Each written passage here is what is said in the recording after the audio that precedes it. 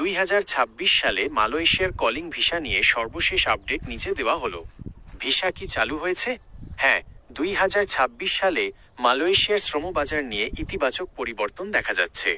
Malaysia সরকার নতুন একটি calling visa drive বা নিয়োগ প্রক্রিয়ার ঘোষণা দিয়েছে। এই প্রক্রিয়ার মাধ্যমে বাংলাদেশ সহ বিভিন্ন দেশ থেকে শ্রমিক নিয়োগের পথ প্রশস্ত হচ্ছে। তবে আগের মতো গণহারে লোক না নিয়ে এবার বেশ কিছু কড়াকড়ি এবং নির্দিষ্ট নিয়মে শ্রমিক নেওয়া হচ্ছে। 2026 সালের মূল আপডেটগুলো: সীমিত নিয়োগ, প্রবাসী কল্যাণ ও বৈদেশিক কর্মসংস্থান মন্ত্রণালয়ের তথ্য মতে 2026 সালে মালয়েশিয়া বাংলাদেশ থেকে আনুমানিক 30,000 থেকে 40,000 শ্রমিক নিতে পারে। যদিও অনেক বড় সংখ্যার গুঞ্জন রয়েছে, তবে বাস্তব চিত্র বর্তমানে এমনটাই।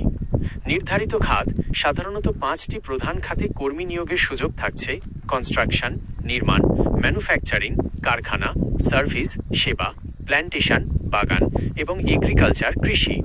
নতুন নিয়ম: জুন 2026 থেকে 1 জুন 2026 থেকে মালয়েশিয়া তাদের এমপ্লয়মেন্ট পাস ইপি এর বেতন কাঠামোতে পরিবর্তন আনছে।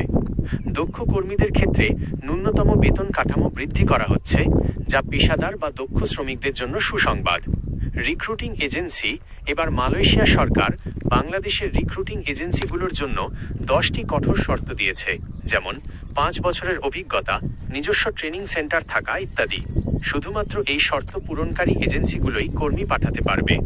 আপনার জন্য গুরুত্বপূর্ণ পরামর্শ: দালাল থেকে সাবধান। মালয়েশিয়ার ভিসা নিয়ে সবসময় প্রতারক চক্র সক্রিয় থাকে। কোনো ব্যক্তিগত লেনদেনের আগে এজেন্সির বৈধতা যাচাই করুন। 2. দক্ষতা বৃদ্ধি: যেহেতু মালয়েশিয়া এখন কোয়ালিটি বা দক্ষতার উপর জোর দিচ্ছে, তাই আপনি যদি বিশেষ কোনো কারিগরি কাজ যেমন ওয়েল্ডিং, ইলেকট্রিশিয়ান বা ড্রাইভিং শিখে যেতে পারেন, তবে কাজ পাওয়া এবং বেতন উভয়ই ভালো হবে। 3. বিএমইটি রেজিস্ট্রেশন: সরকারি নিয়ম অনুযায়ী বিএমইটি ডাটাবেজে আপনার নাম রেজিস্টার করা আছে কি না নিশ্চিত করুন।